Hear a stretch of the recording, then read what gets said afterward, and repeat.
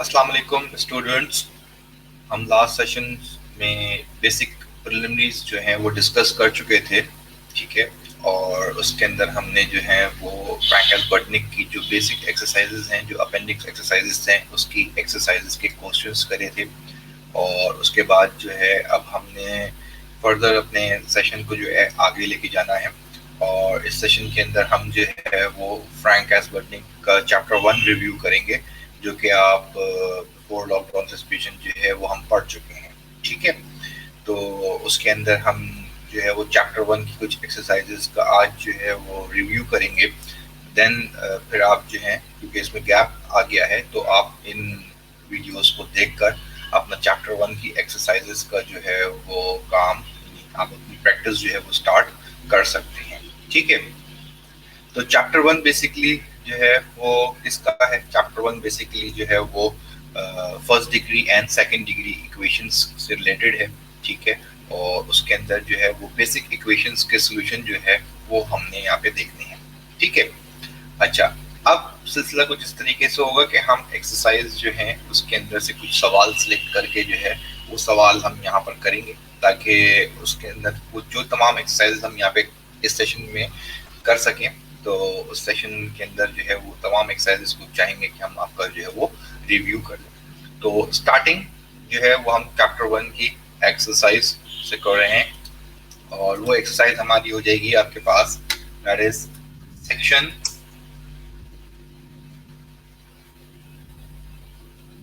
1.1। Section 1.1 जो है वो हमारे पास यहाँ पर स्टार्टिंग में है, ठीक है जी। चैप्टर 1 का सेक्शन 1.1 स्टार्ट कर रहे हैं, जिसके अंदर फर्स्ट डिग्री इक्वेशंस है, ठीक है। First degree equation, degree of equation हमने जो लास्ट सेशन हमारा जो था, जो बेसिक प्रिलिमिनरीज का था, उसके अंदर हमने जो है आपको बताया था कि फर्स्ट डिग्री या सेकंड डिग्री इक्वेशंस जो है वो क्या होती हैं। किसी भी इक्वेशन के अंदर जो जितनी भी आपके पास टर्म्स अवेलेबल होती हैं, उसके अंदर आपके पास जिस टर्म की हाईएस्ट पावर होती है उसको हम कहते हैं that is the degree of the equation. तो फर्स्ट डिग्री इक्वेशन का मतलब ही क्या है? फर्स्ट डिग्री इक्वेशन का मतलब ये होता है आपके पास इक्वेशन के अंदर एक वेरिएबल होगा, ठीक है। अच्छा, एक वेरिएबल के साथ साथ आपके पास यहाँ पे क्या है, वेरिएबल्स की तादाद भी होती है। किसी इक्वेशन के अंदर एक वेरिएबल होता है, किसी इक्वेशन में दो वेरिएबल्स होते हैं, किसी इक्वेशन में तीन वेरिएबल्स भी हो सकते हैं। मगर ये जो आपका फर्स्ट चैप्टर है जिसके अंदर हम सेक्शन 1.1 को रिव्यू कर रहे हैं, इसके अंदर फर्स्ट डिग्री इक्वेशन यानी जो वेरिएबल्स होंगे उनकी पावर मैक्सिमम 1 होगी, और वो भी एक वेरिएबल के अंदर ही हम देखेंगे कि क्या होता है, ठीक है जी। यानी we are solving first degree equation with one variable. तो अब स्टार्ट करते हैं सेक्शन 1.1। और सेक्शन 1.1 के अंदर हमारे पास जो क्वेश्चंस हैं, तो टोटल 24 क्वेश्चंस हैं, जिसको हम क्लास में रिव्यू कर चुके हैं, मतलब पढ़ चुके हैं। और आप में से हो सकता है बहुत सारे लोगों ने जो है वो ये क्वेश्चंस करे हुए भी हों, बट क्योंकि टाइम जो है वो काफ़ी ज़्यादा गुजर गया है और आपकी जो है वो प्रैक्टिस शायद जो है उसकी ना रही हो, इसलिए हम इसको जो है वो इसका रिव्यू जो है वो स्टार्ट कर रहे हैं, ठीक है। हम सेक्शन 1.1 के अंदर जो है वो क्वेश्चंस ले रहे हैं, और सेक्शन 1.1 के जो क्वेश्चंस हैं उसमें डिफरेंट 24 तक क्वेश्चंस हैं। तो हम उसमें से जो है वो सिलेक्शन स्टार्ट करेंगे, that will be for around 2 to 3 questions, ताकि आपको डिफरेंट क्वेश्चंस के सिनेरियोज जो है वो यहाँ पर आपको मिल जाए, ठीक है। स्टार्टिंग फ्रॉम द बेसिक्स, ठीक है। हम यहाँ पे जो है सेक्शन 1.1 का क्वेश्चन नंबर 3 सॉल्व कर रहे हैं, ठीक है जी। क्वेश्चन नंबर 3 पे जा रहे हैं। क्वेश्चन नंबर 3 क्या कहता है आपके पास, that is 2x plus 4 equals to 16 minus x, ठीक है। 2x plus 4 equals to 16 minus x, ये हमारे पास क्या है, फर्स्ट डिग्री इक्वेशन है। और ये फर्स्ट डिग्री इक्वेशन जो है वो विद वन वेरिएबल है। अब आप देखें इसके अंदर सिर्फ एक वेरिएबल आपको x नजर आ रहा है। देन स्टार्टिंग द सॉल्यूशन, तो फर्स्ट डिग्री का सॉल्यूशन हमारे पास कैसे होता है? फर्स्ट डिग्री का सॉल्यूशन हमारे पास क्या होगा कि x के वेरिएबल्स जो है हमारे पास नजर आ रहे हैं, उनको हम वन साइड पे कर देते हैं। तो लेफ्ट हैंड साइड पे 2x था, ये माइनस एक्स इधर आके जो है वो हो जाएगा प्लस एक्स। देन इधर राइट हैंड साइड पे पहले से 16 मौजूद था, प्लस 4 इधर आके जो है वो हो जाएगा माइनस 4।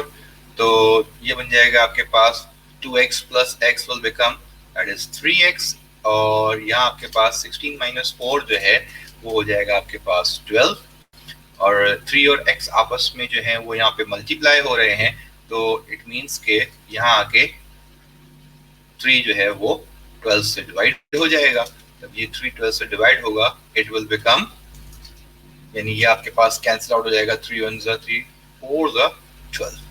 तो हमारे पास जो सोल्यूशन सेट आ जाएगा, इसका सोल्यूशन सेट क्या आ जाएगा हमारे पास, solution set will become that is 4। ठीक है जी, this is the simple solution for first degree आपके पास इक्वेशन का, जिसके अंदर आपके पास क्या होगा, वन वेरिएबल जो है वो इन्वॉल्व हो रहा है। ठीक है, ये बिल्कुल बेसिक सा सॉल्यूशन था, जिसमें वेरिएबल्स को एक तरफ किया और आपने जो है वो नंबर्स को एक तरफ किया और इनको देन सिंपलीफाई करके सॉल्व कर दिया। ठीक है जी, then moving towards a difficult question. ठीक है जी, तो नॉर्मली क्लासेस के अंदर क्या होता है, टीचर्स को कहा जाता है कि टीचर्स जो हैं वो आपका आसान क्वेश्चन करवा देते हैं और मुश्किल क्वेश्चन जो है वो स्टूडेंट्स को दे देते हैं। तो ऐसा नहीं है, तो हम जो है वो यहाँ पर एक मुश्किल क्वेश्चन को भी जो है वो देख लेते हैं। Now moving towards question number that is question number 15। अब हम नेक्स्ट क्वेश्चन देख रहे हैं जो हमारा है क्वेश्चन नंबर 15। ठीक है जी, और क्वेश्चन नंबर 15 हमारे पास क्या है, that is t minus 3 divided by 2 और plus that is t plus 3 divided by 4 equals to 8 minus t divided by 3 और लास्ट में आ जाएगा आपके पास प्लस 2। जो फर्स्ट क्वेश्चन हमने देखा था वो था सिंपल क्वेश्चन। अब करना हमने फर्स्ट डिग्री को ही सॉल्व है, और फर्स्ट डिग्री इक्वेशन में भी वन वेरिएबल को सॉल्व करना है। अब इस पूरी इक्वेशन में देखिए आपको टी वेरिएबल के अलावा और कोई वेरिएबल नजर नहीं आ रहा। ठीक है, इसमें जो एनहांसमेंट हो गई है वो एनहांसमेंट क्या हो गई है कि इसमें अब आपको फ्रैक्शन शो हो रहा है। ठीक है जी, अब आप यहाँ पे देख सकते हैं कि यहाँ पे आपके पास जो है वो एक फ्रैक्शन में आ गया है सवाल। आप फ्रैक्शन के सवाल को कैसे सॉल्व करेंगे भाई हम, अब हमने देखना है यहाँ पे क्या, जब हमारे पास कोई चीज फ्रैक्शन में आती है तो फ्रैक्शन के अंदर हमें क्या सॉल्व करना होता है, एलसीएम लेके सॉल्व करना होता है। इक्वल्स टू के लेफ्ट हैंड साइड पे दो फ्रैक्शंस हैं और इक्वल्स टू के राइट हैंड साइड के ऊपर हमारे पास एक फ्रैक्शन है। तो हम अपने क्वेश्चन को सॉल्व करने के लिए क्या करते हैं, इस एक सिमिलर फ्रैक्शन को, एक सिंगल फ्रैक्शन हमारे पास राइट हैंड साइड पे है, इसको भी हम क्या करते हैं, शिफ्ट करते हैं लेफ्ट हैंड साइड के ऊपर, ताकि तमाम फ्रैक्शंस हमारे क्या हो जाएं, एक तरफ आ जाएं। तो हम उसको कैसे लिखेंगे, हम उसको लिखते हैं t minus 3 divided by 2 plus t plus 3 divided by 4, और ये पूरा फ्रैक्शन 8 minus 3t upon 3, ये पॉजिटिव है, इस फ्रैक्शन के बाहर कोई साइन नहीं है, तो ये यहाँ पे आके क्या हो जाएगा, माइनस 8 minus t upon 3। अच्छा जी, equals to it will become 2। अच्छा, अब ये याद रखिएगा कि जब हम किसी फ्रैक्शन को राइट हैंड साइड से लेफ्ट हैंड साइड पे शिफ्ट करते हैं तो फ्रैक्शन के अंदर जो साइन होती है, ठीक है जी, वो चेंज नहीं होती। इस फ्रैक्शन की ओवरऑल साइन जो थी वो पॉजिटिव थी, जब इसको हमने शिफ्ट किया तो ये क्या हो गया, नेगेटिव हो गया। ओके, अगर हम इंडिविजुअल किसी वैल्यू को शिफ्ट करते हैं तो फिर उसकी साइन चेंज हो जाती है, अगर प्लस में है तो वो माइनस हो जाती है और माइनस में होगी तो वो प्लस में हो जाएगी। ठीक है जी, अब यहाँ हमारे पास तीन जो है वो डिनोमिनेटर में वैल्यूज है फ्रैक्शन की, 2, 4 एंड 3। तो 2, 4 और 3 आपके पास जब हम इसको एलसीएम से सॉल्व करेंगे, तो एलसीएम से सॉल्व करने के लिए हम यहाँ पे इसका एलसीएम लेना है। तो 2, 4 और 3 का एलसीएम क्या होगा, 2, 4, 3 का एलसीएम जो है वो आ गया आपके पास, दैट इज 12। ठीक, 12 कैसे आता है एलसीएम, लेट्स सी, यहाँ पे हम जो है वो डिफरेंट कलर से आपको एलसीएम शो कर देते हैं। 2, 4 और 3 का एलसीएम लेना है। ठीक है जी, 2, 4, 3 का एलसीएम क्या हो जाएगा, 2 1 2, 2 2 4 और 3 तो डिविजिबल नहीं है, और फिर यहाँ हो जाएगा आपके पास 2 1 2, 2 2, ये 3। ठीक है जी, और फिर 3 से जब सॉल्व करेंगे तो इट विल बिकम, तो एलसीएम हो जाएगा आपका 2 × 2 × 3। that is 2 to the 4, 4 into 3 that is 12. Clear? Got it? अब 12 divided by 2 कितना होगा आपके पास? 12 divided by 2 होता है 6. ठीक है जी, इस 6 को मल्टीप्लाई करना है t माइनस 3 के साथ. ये बिल्कुल आपने जो है वो अपने चाइल्डहुड के अंदर जब भी आपने जो है वो फ्रैक्शंस को सॉल्व किया होगा और उसमें एलसीएम लिया होगा तो उसमें टीचर्स आपको बताते हैं कि जो एलसीएम की वैल्यू है वो डिनोमिनेटर के टेबल में कहाँ लाई करती है, यानी 2 के टेबल में 12 कहाँ लाई करेगा. तो उसका सिंपल सा हल है कि जो एलसीएम है उसको डिनोमिनेटर से आप करके डिवाइड कर दें. 12 डिवाइड बाय 2 इज 6, तो 12 डिवाइड बाय 2 6 का मतलब हो जाएगा अब इस 6 को मल्टीप्लाई करना है t माइनस 3 के साथ. Then 12 divide by 4, 12 divide by 4 जो होता है 3. इस 3 को जो है वो मल्टीप्लाई करेंगे आप t प्लस 3 के साथ माइनस. देन 12 डिवाइड बाय 3 ये कितना होगा? ये हो जाएगा 4. इस 4 को मल्टीप्लाई करेंगे 8 माइनस t के साथ इक्वल्स टू क्या आ रहा है आपके पास 2. तो अब इस ब्रैकेट्स को ओपन करें. 6 multiply by t it will become 6t plus minus minus 6 3 is 18. ठीक है, plus plus plus 3 into T 3t. ठीक है जी, प्लस प्लस प्लस 3 इंटू 3 ये हो जाएगा 9 minus plus minus 4 into 8 that will become 32 और minus minus will become plus और t into 4 हो जाएगा आपका 4t. ये जो 12 यहाँ पे डिवाइड हो रहा था in the form of LCM, जब हम इसको शिफ्ट करेंगे ये डिवाइड हो रहा था, जब राइट हैंड साइड पे जाएगा तो क्या होगा? 2 के साथ ये मल्टीप्लाई हो जाएगा. ठीक है जी. तो अब फर्दर इसको सॉल्व करने के लिए क्या करते हैं, तमाम t की वैल्यूज एक साथ लिखते हैं, यानी ये हो जाएगा 6t plus 3t plus 4t. ठीक है, अच्छा, और ये हो जाएगा आपका पास माइनस 18 प्लस 9 और माइनस 32 इक्वल्स टू 24. इनको हमने क्या कर दिया? अरेंज कर दिया है. तो 60 plus 3 90, 9 plus 4 that will become the 13t. Okay, और ये हो जाएगा आपके पास कितना? 13t. 13t के बाद 18 माइनस 18 प्लस 9 माइनस 32. इसको सॉल्व करेंगे तो माइनस 18 प्लस 9 कैलकुलेटर से कैलकुलेट करें माइनस 9 और minus 9 minus 32 that will become minus 41 equals to 24. ठीक है जी, इसको आप क्रॉस चेक कर सकते हैं कैलकुलेटर से. और माइनस 18 प्लस 9 और आपके पास माइनस 32, इन सबको जो है वो आप क्या करेंगे कैलकुलेटर में पुट करके वैल्यू निकालेंगे तो माइनस 41 आ जाएगा. माइनस 41 राइट हैंड साइड पे जब शिफ्ट करेंगे तो 13t equals to 24 plus 41 and 13t equals to 24 plus 41 will become 65. तो t की वैल्यू हमारे पास क्या आ जाएगी? t की value will become 65 divided by that is 13. ठीक है जी, 65 डिवाइडेड बाय 13 और 65 डिवाइडेड बाय 13 हमारे पास जो वैल्यू है वो 13 के टेबल में 65 बिल्कुल आता है. 13 5 65. तो t की वैल्यू 5 आ गई तो हमारा सॉल्यूशन सेट जो होगा वो यहाँ पे क्या होगा? सॉल्यूशन सेट हमारे पास 5 होगा. सेक्शन 1.1 के अंदर जो एक्सरसाइजेज हैं वो first degree equation with one variable की एक्सरसाइज है. यानी तमाम सवालों के अंदर आपके पास क्या होगा? यहाँ पे तमाम सवालों के अंदर आपके पास एक ही वेरिएबल की वैल्यू होगी, राइट हैंड साइड और लेफ्ट हैंड साइड दोनों पे.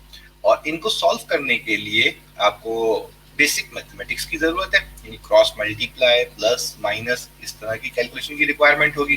देन उसके बाद एक इम्पॉर्टेंट पॉइंट क्या है कि इनको सॉल्व करने के बाद आप इनको क्रॉस चेक कर सकते हैं. क्रॉस चेक करने का तरीका क्या है कि आप जो भी आंसर्स निकालें, ठीक है जी, अपने जो भी आप सवालों की प्रैक्टिस करें, उनके आंसर्स निकालने के बाद आप एक दफा उनको अपने क्वेश्चन में पुट कर दें. अगर आप अपने आंसर को क्वेश्चन में पुट करेंगे तो राइट हैंड साइड है और लेफ्ट हैंड साइड है वो ऑटोमेटिकली क्या होगी? वो इक्वल आ जाएगी. और अगर आपने सॉल्यूशन में कहीं मिस्टेक करी है, कोई भी मिस्टेक करी जिससे आपका आंसर जो है वो गलत आ रहा होगा, तो वेरिफिकेशन में राइट हैंड साइड और लेफ्ट हैंड साइड जो है वो बराबर नहीं आएंगे. ठीक है जी, तो first degree equation with one variable अगर आपके पास आता है कोई भी सवाल, तो उसको सवाल को चेक करने का सबसे आसान तरीका क्या है कि आप उसके आंसर को क्वेश्चन में पुट करके वेरीफाई कर लें।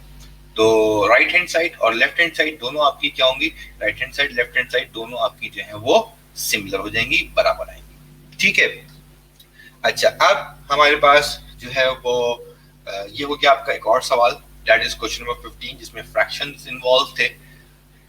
अब एक सवाल हम ब्रैकेट ओपनिंग की तरफ से भी कर लेते हैं, ठीक है जी, ताकि आपका जो है वो कोई कंफ्यूजन इसमें आपको ना रहे। और ब्रैकेट ओपन करने का सवाल मींस यहाँ पे आपका जो है वो क्या हो जाएगा, आपका ब्रैकेट ओपन करने के लिए हम ले लेते हैं यहाँ पे क्वेश्चन नंबर 21।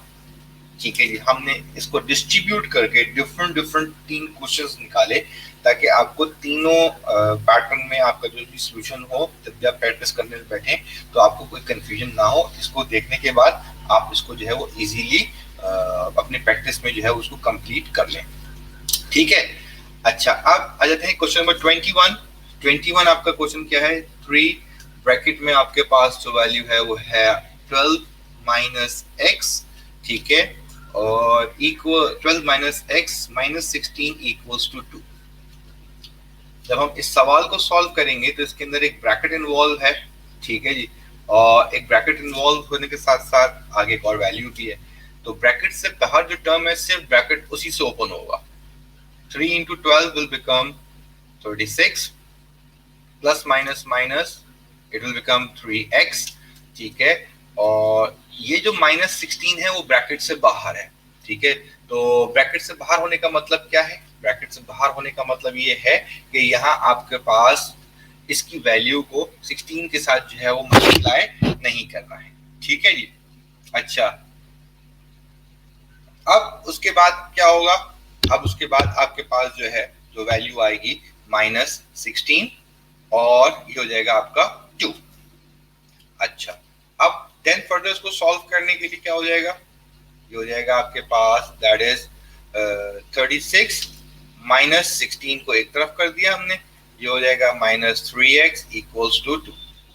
तो 13x माइनस 16 ये हो जाएगा आपके पास 20 माइनस 3x इक्वल्स टू 2, और ये प्लस 20 जो है उधर चला जाएगा तो यहाँ बच जाएगा माइनस 3x, हो जाएगा 2 पहले से मौजूद था, 20 बाद में आ रहा है, प्लस 20 यहाँ के माइनस 20 हो जाएगा।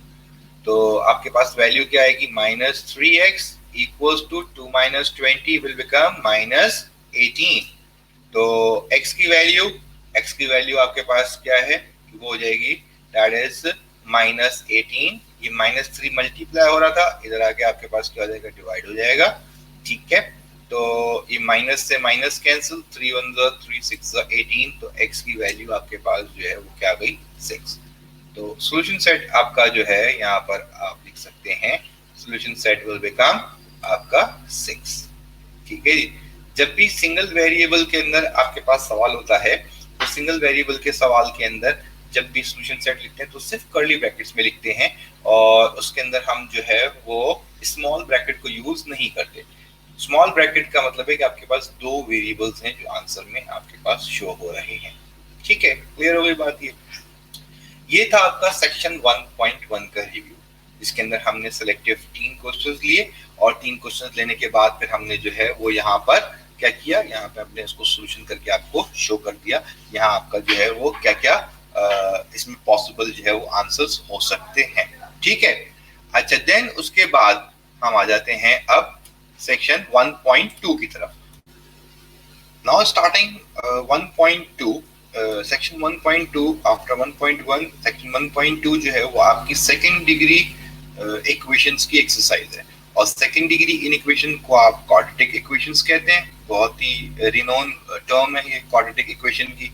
ठीक है जी, अच्छा क्वाड्रेटिक इक्वेशन को सॉल्व करने के लिए हमारे पास 2 तरीके होते हैं, या तो हम फैक्टराइजेशन से सॉल्व करते हैं या हम क्वाड्रेटिक फॉर्मूले के थ्रू सॉल्व करते हैं। तो 1.2 के 2 पार्ट्स हैं, एक के अंदर फैक्टराइजेशन है, ठीक है जी, और एक के अंदर जो है वो सॉल्व करना है आपको क्वाड्रेटिक फॉर्मूले के थ्रू। तो हम पहले जो है वो पहले वाले पार्ट को सॉल्व करते हैं, जिसके अंदर हमें जो है वो करनी है फैक्टरिंग। और फैक्टरिंग के अंदर हमने जो क्वेश्चन लिया है, यहाँ पे हमने यहाँ पे क्वेश्चन लिया क्वेश्चन नंबर 2, और क्वेश्चन नंबर 2 हमारे पास था, that is x square minus 25 equals to 0। अब बहुत सारे लोग जो ये वीडियो देख रहे हैं वो फौरन समझ गए होंगे कि इस सवाल को सॉल्व करने के लिए हमें कौन सा मेथड फैक्टराइजेशन का इस्तेमाल करना है। जब हम फैक्टराइजेशन को सॉल्व करते हैं और हमने देखा कि दो टर्म्स आपको नजर आ रही है यहाँ पे और दोनों जो है वो परफेक्ट स्क्वायर है, तो इसका मतलब क्या होगा, दैट इज एक्स का स्क्वायर माइनस 5 का स्क्वायर इक्वल्स टू 0। ये हो जाएगा डिफरेंस ऑफ स्क्वायर, और डिफरेंस ऑफ स्क्वायर का मतलब क्या है, that is difference of square का मतलब क्या होगा, आपके पास एक फॉर्मूला है a square minus b square equals to a plus b और ए माइनस बी। तो इसकी मदद से ये सवाल क्या बन जाएगा आपका, इसका आंसर की तरफ जब जाएंगे तो ये हो जाएगा x plus 5 and x minus 5 that is equals to 0। अब x प्लस 5 का ब्रैकेट जो है वो भी 0 के बराबर है, ठीक है जी, और x माइनस 5 का ब्रैकेट जो है वो भी 0 के बराबर है। इसको सॉल्व करेंगे हम तो प्लस 5 इधर आकर माइनस 5 हो जाएगा, और ये माइनस 5 को सॉल्व करेंगे तो इधर आके प्लस 5 हो जाएगा। यानी यहाँ हमारे पास सॉल्यूशन सेट की वैल्यू क्या होगी, आपके पास सॉल्यूशन सेट की वैल्यू का मतलब हो जाएगा that is minus 5 and plus 5। क्योंकि ये सेकेंड डिग्री है इसीलिए हमारे पास यहाँ पर कितने आंसर्स आ रहे हैं, इसलिए हमारे पास यहाँ पे 2 आंसर्स जनरेट हो रहे हैं। तो फैक्टराइजेशन थ्रू फॉर्मूला भी हो सकती है, और फैक्टराइजेशन का एक और तरीका है जिसे आप कहते हैं मिडिल टर्म ब्रेक करना। तो मिडिल टर्म ब्रेक करने के लिए आपके पास जो है वो क्या हो जाएगा, हम यहाँ पे दूसरा क्वेश्चन लेते हैं, ठीक है जी, दैट इज क्वेश्चन नंबर 13। ठीक है, अब हम ले रहे हैं यहाँ पे क्वेश्चन नंबर 13। क्वेश्चन नंबर 13 क्या है आपके पास, x square minus 2x plus 15 equals to 0। Middle term break करने के लिए हमने तरीकेकार जो है वो पहले भी डिस्कस किया था, और फर्स्ट वेरिएबल का कोफिशिएंट और लास्ट कांस्टेंट दोनों को मल्टीप्लाई करना है। तो 15 इंटू 1 क्या बन जाएगा आपके पास, ये बन जाएगा 15। अब 15 के फैक्टर्स बनाने हैं, तो 15 के फैक्टर क्या होगा भाई, 1 मल्टीप्लाई बाय 15 और 3 मल्टीप्लाई बाय 5। फिर 5 मल्टीप्लाई बाय 3 और 15 मल्टीप्लाई बाय 1 लिखने की जरूरत नहीं है, क्योंकि वो इसी को जो है वो पलट कर लिखा जाता है।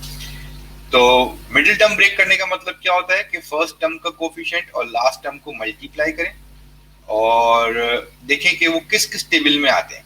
तो मल्टीप्लाई करने से ये वैल्यू आनी चाहिए, ये सर्कल किया मैंने, और अगर हम इन दो नंबरों को प्लस या माइनस करें तो हमारे पास जो है वो क्या आना चाहिए, मिडिल टर्म की वैल्यू आनी चाहिए।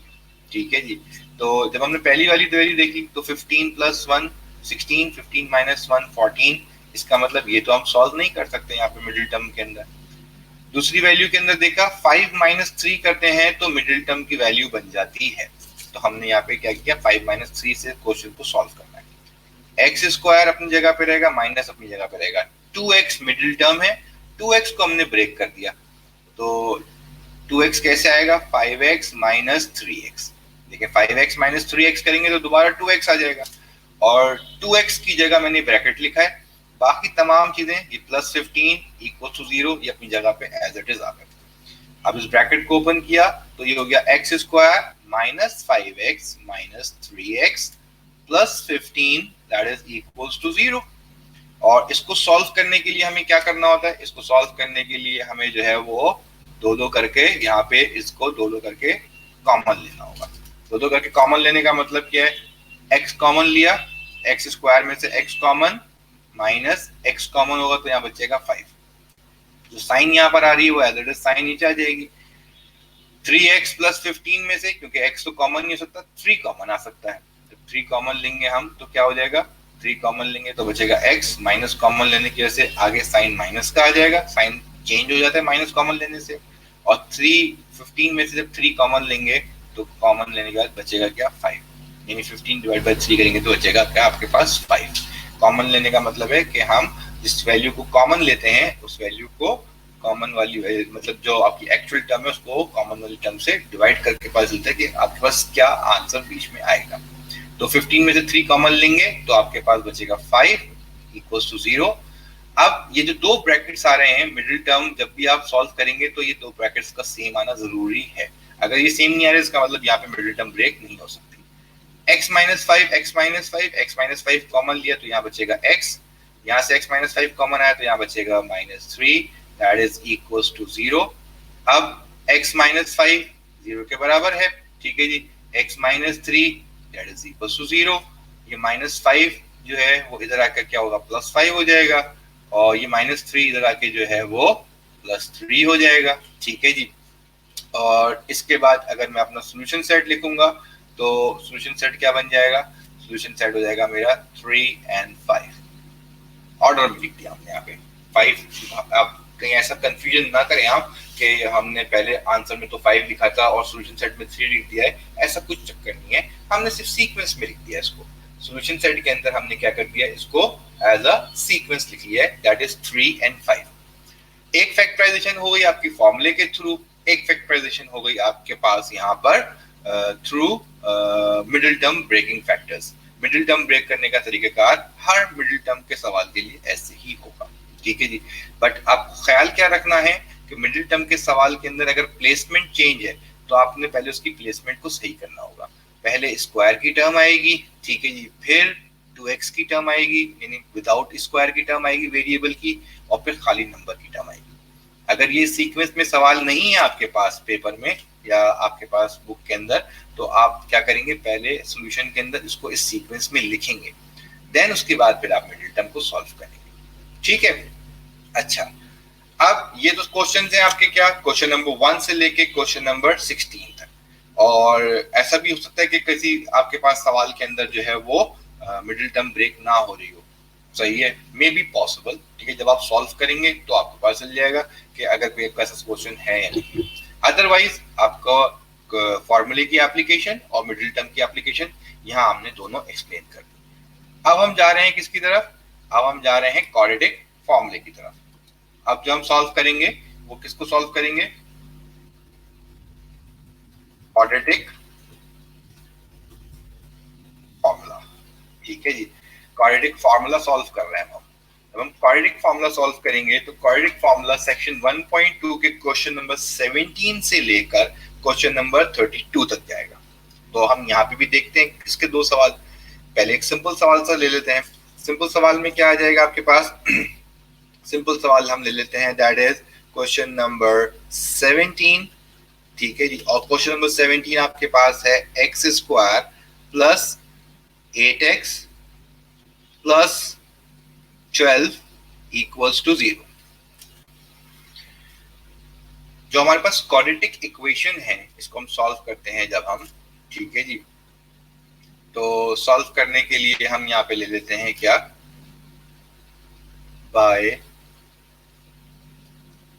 Comparing the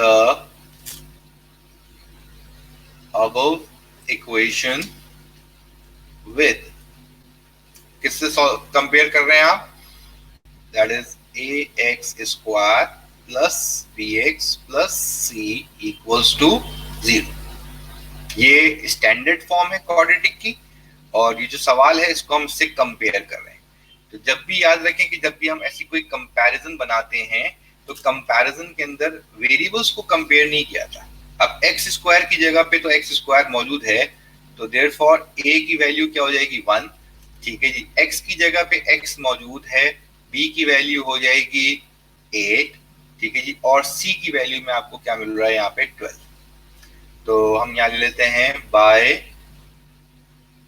using quadratic formula, ठीक है जी।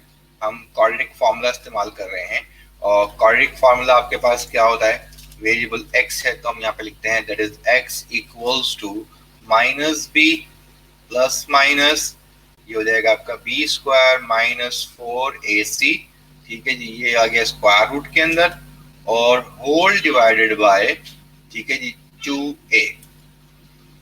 अब देख रहे हैं आप ये क्वाड्रेटिक फॉर्मूले के अंदर हम यहाँ पे क्या करेंगे, तमाम वैल्यूज को a, b और c की वैल्यू को पुट करेंगे। इसको थोड़ा सा ऊपर ले लेते हैं यहाँ पे। तो अब हमारे पास वैल्यूज क्या आ जाएंगी भाई, माइनस b की जगह आ जाएगा 8 प्लस माइनस ये b स्क्वायर है, दैट इज 8 स्क्वायर माइनस 4, और a की वैल्यू क्या होगी 1, c की वैल्यू है आपके पास 12, ये हो गया आपका स्क्वायर रूट की टर्म, और होल डिवाइडेड बाय 2a यानी 1, ये हो जाएगा आपके पास -8 प्लस माइनस 8 का square that is 64 minus 4 into 12 जो हो जाएगा 48, ये हो गया स्क्वायर रूट, ठीक है, और whole divided by 2 multiply by 1 2।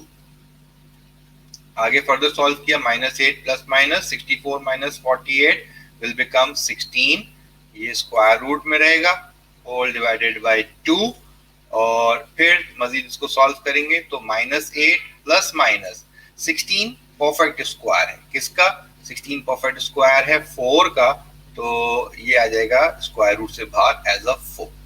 अब स्क्वायर रूट मर्दर सॉल्व नहीं हो सकता, इसलिए अब हम इसको क्या करेंगे, अब हम इसको डिस्ट्रीब्यूट कर कर अलग अलग कर लेंगे, ताकि हम यहाँ पे दो x की वैल्यूज जो हमारे आंसर्स की वो निकाल लें।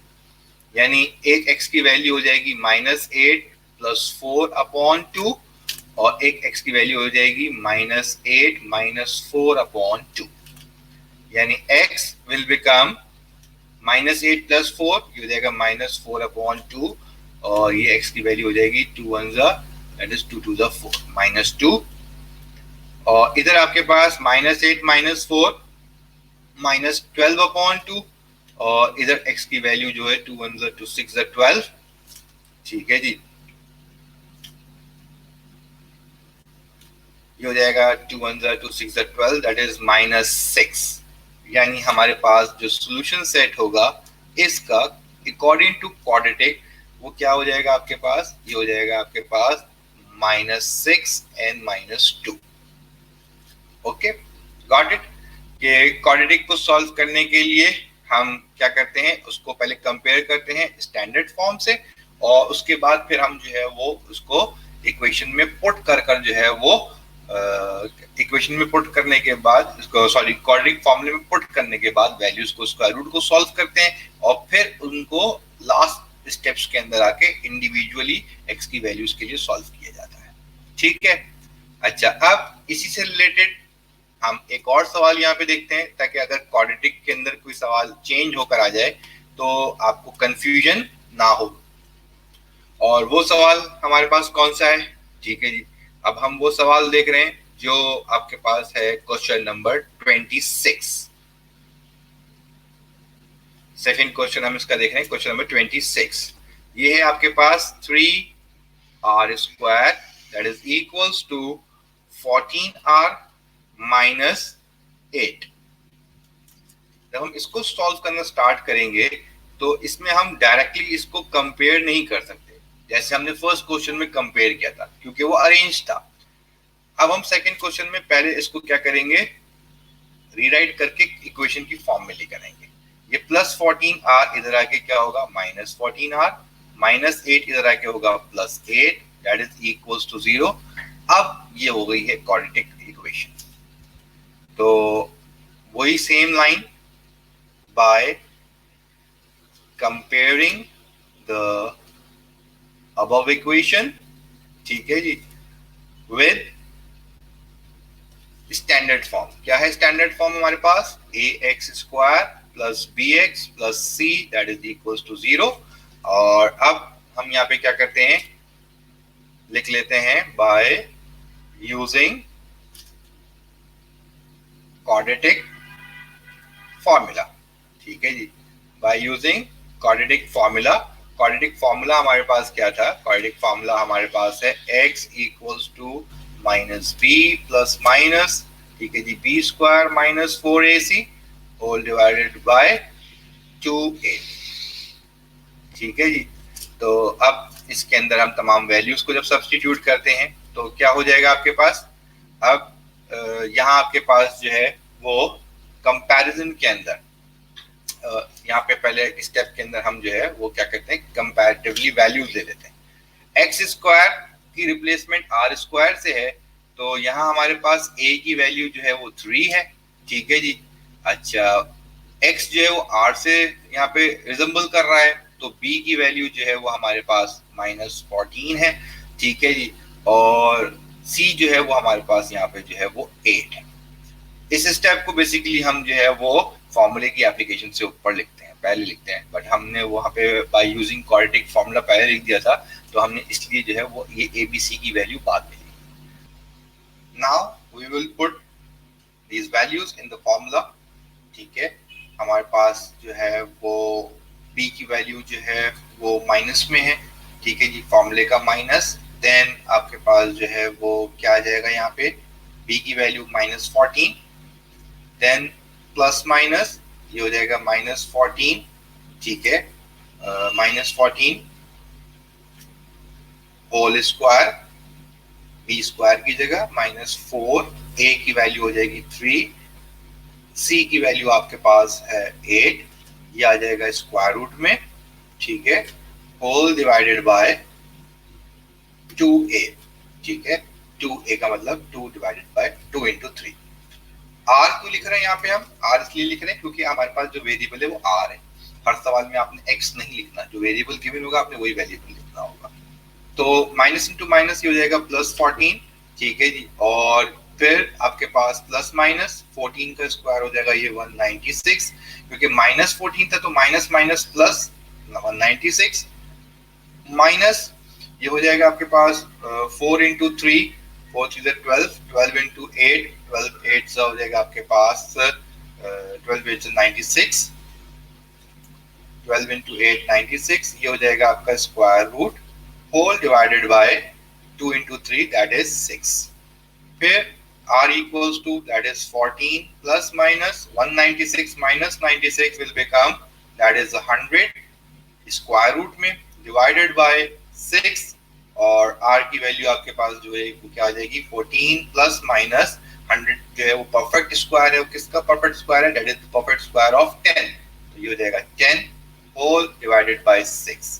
अभी कंप्लीट सॉल्व हो गया है, ठीक है जी, स्क्वायर रूट की वैल्यू सॉल्व हो गई है, तो अब हम यहाँ पे इसको क्या कर देंगे, अब हम यहाँ पे इसको डिस्ट्रीब्यूट करके आगे फर्दर सॉल्व करेंगे। यानी ये हो जाएगा आपके पास r equals to 14 plus 10 divided by 6, और ये हो जाएगा r इक्वल्स टू 14 माइनस 10, ठीक है जी, डिवाइडेड बाय 6। तो अब आपके पास वैल्यू क्या बन जाएगी? एक r की वैल्यू आ रही है 14 plus 10 will become 24 divided by 6, और 6 और 24 कैंसिल होंगे तो ये आ जाएगा आपके पास 4, और यहाँ आपके पास r की दूसरी वैल्यू आ जाएगी 14 minus 10, 14 minus 10 will become 4 upon 6, ठीक है जी। तो दूसरी r की वैल्यू आ जाएगी, वो क्या होगी आपके पास 2 1 2, 2 2 4, 2 3 6, तो ये हो जाएगा 2 अपॉन 3। तो सॉल्यूशन सेट हमारा क्या बन जाएगा? सॉल्यूशन सेट विल बिकम, हम यहाँ पे दो वैल्यूज को कैसे लिखेंगे, 2 अपॉन 3 एंड 4, ठीक है। यहाँ आपके पास जो है वो हमने जो सॉल्व करके दिखाया है आपको, यहाँ हमने आपको सॉल्व करके दिखाया what is how to solve quadratic equation, ठीक है जी। और हम क्वाड्रेटिक इक्वेशन को सॉल्व करते हुए जो है वो हम यहाँ पे हमने इसकी एप्लीकेशन देखी कि जब हमारे पास कोई भी सवाल क्वाड्रेटिक फॉर्मूले में हमें सॉल्व करना होगा तो हम क्या करेंगे, हम उसको क्वाड्रेटिक इक्वेशन से कंपेयर करेंगे, उससे ए बी सी की वैल्यू निकालेंगे और फिर हम उसको क्वाड्रेटिक फॉर्मूले में पुट ऑन कर देंगे, ठीक है। तो यहाँ आपके पास जो है वो एक्सरसाइज 1.1 एंड 1.2 का रिव्यू था हमारा, और 1.1 और 1.2 के रिव्यू के अंदर आकर जो है वो हमने आपके कुछ क्वेश्चंस को सॉल्व करके दिखाया आपको, ताकि जब आप इसको सॉल्व करने के लिए बैठे, प्रैक्टिस करने के लिए बैठे, तो आप इजीली जो है वो इसको जो है वो प्रैक्टिस में ला सकें। इंशाल्लाह आपकी कोई भी क्यूरीज होंगी तो कोई भी क्यूरीज के लिए आप जो है वो उससे रब्ता कर सकते हैं। कोई क्वेश्चन अगर आपको समझ नहीं आ रहा तो आप उससे रब्ता करके पूछ सकते हैं, ठीक है जी। मैं आपके ग्रुप्स में अवेलेबल हूँ। इंशाल्लाह नेक्स्ट सेशन के अंदर फर्दर और एक्सरसाइजेस का रिव्यू करेंगे, ताकि आप जो थोड़ा आपका जो गैप डेवलप हो गया है इस गैप को कवर करें और आपकी जो है वो प्रिपरेशन जो है वो अपने जो है वो एक स्ट्रीम लाइन के ऊपर जो है वो चलना शुरू हो जाए। तो अपना बहुत ख्याल रखिएगा। नेक्स्ट सेशन तक के लिए मुझे इजाजत दीजिए। अल्लाह हाफिज एंड थैंक यू।